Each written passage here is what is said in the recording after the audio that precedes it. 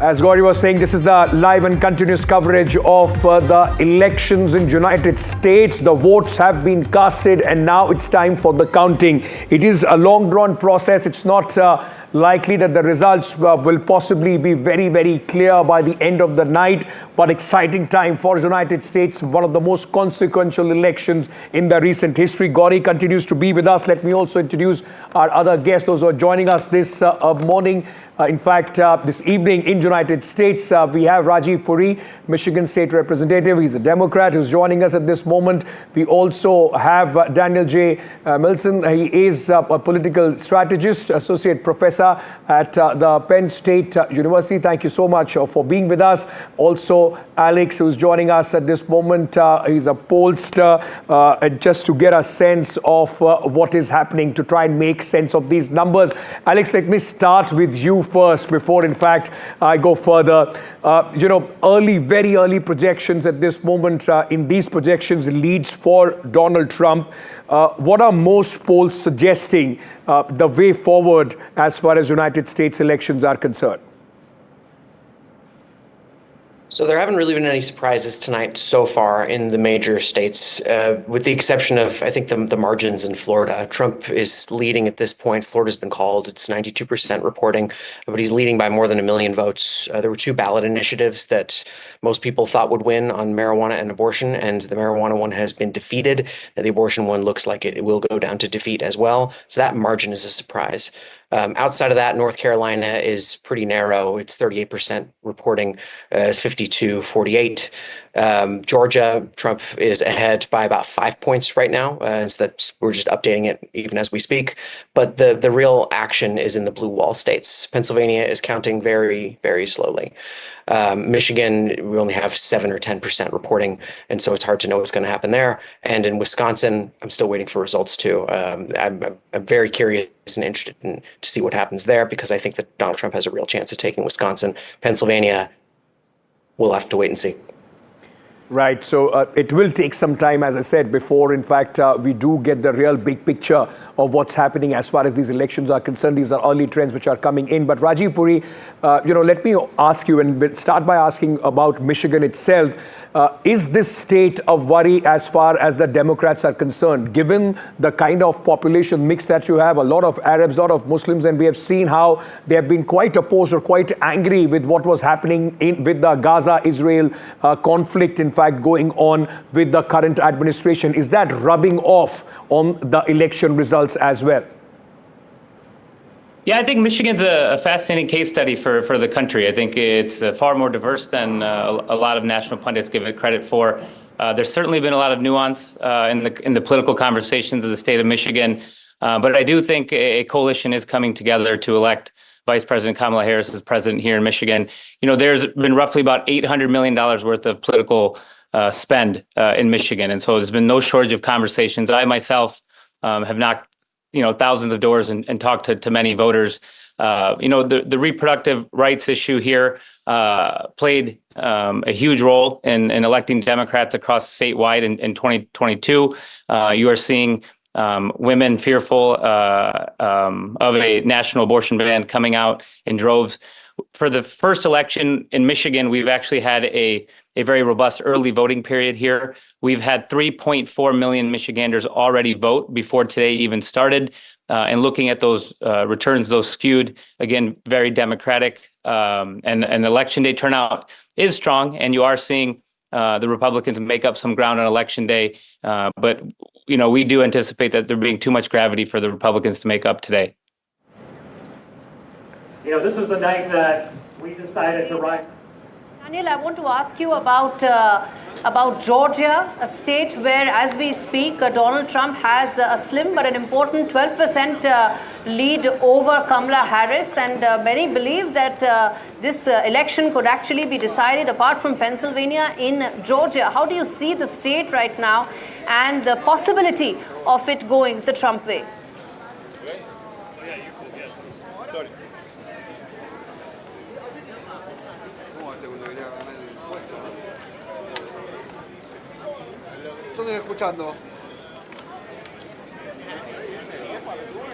Gauri, would you repeat who that question is for? Daniel, is my voice reaching you, sir? This is Gauri from This was for Professor Daniel. I was asking that Georgia seems to be giving a slim lead to Donald Trump. What are the odds that this could really decide the election? Yeah, good question. I mean, it's going to depend on, as was mentioned earlier, how some of these blue wall states are going to go. Whether a state like Georgia will end up being a deciding state in the election. And we've been talking a lot about Pennsylvania across the span of this election.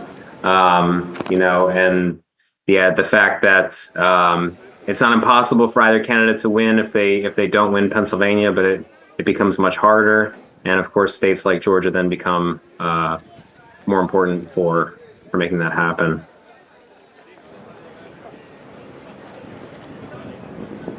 Right. Ankit, another very important state is Iowa, where the voting has just ended, and over the weekend there was a very, an authority, in fact, in terms of pollsters who predicted that it may actually go to Kamala Harris. It could probably be the biggest upset of this election, and maybe we can get Matt to respond to the fact that what happens if Iowa actually goes to Kamala Harris. Right. Let's, in fact, take that to Alex, who's with us at this moment. Alex, like Gaur, my colleague, was asking about Iowa. How does that change the equation if that, in fact, turns blue, if Kamala Harris wins that? And also talk to our viewers about, the voter turnout. That is also being seen as one of the most crucial factors in this election. Right till the end, there were a lot of people voting, waiting in the voting lines before the poll ended.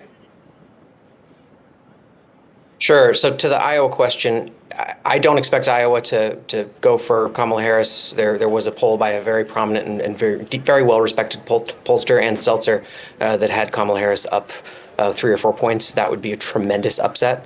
She does have a history of predicting tremendous upsets along those lines.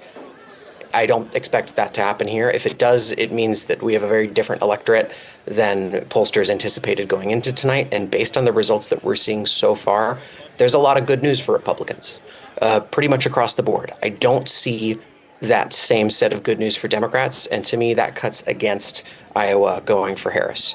That could change. It's a unique state. It has individual characteristics there, but I don't expect it to. Right. And so to the other question about voter turnout, again, I point to Florida.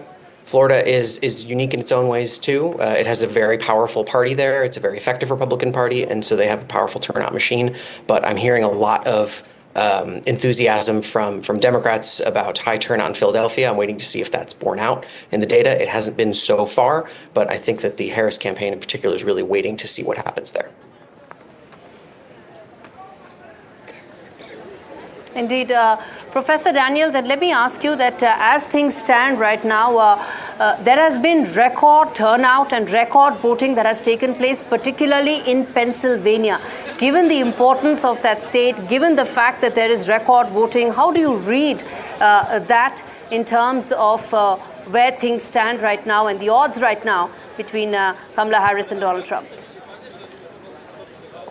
Yeah, it's a good question. I mean, I think if we see another very high turnout election like we did in 2020, I think that probably bodes well for Harris, although, again, it's going to depend really on where that turnout is. Philadelphia was just mentioned.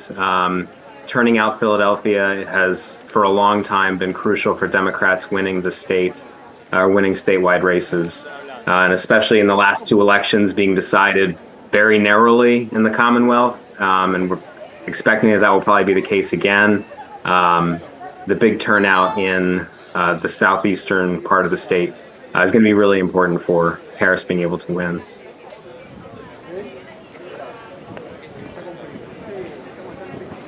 Right. So, like we've been talking about certain, factors that could, in fact, swing the vote. But let me ask you this, Rajiv.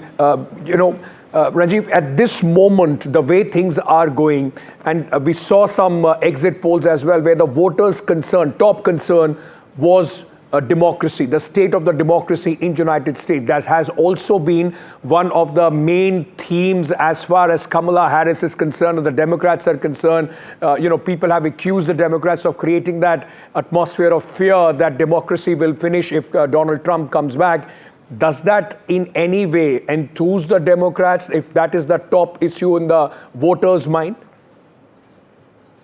Absolutely. I think, I think between the two choices, if a voter was presented, I think there's some pretty significant polling that shows that voters of all persuasions do trust Democrats on the issue of democracy. But we are kind of very early into the night. I'm kind of reminded of 2020 when a lot of the early returns kind of looked one way, but it's very important that we don't kind of draw major conclusions from partial county results.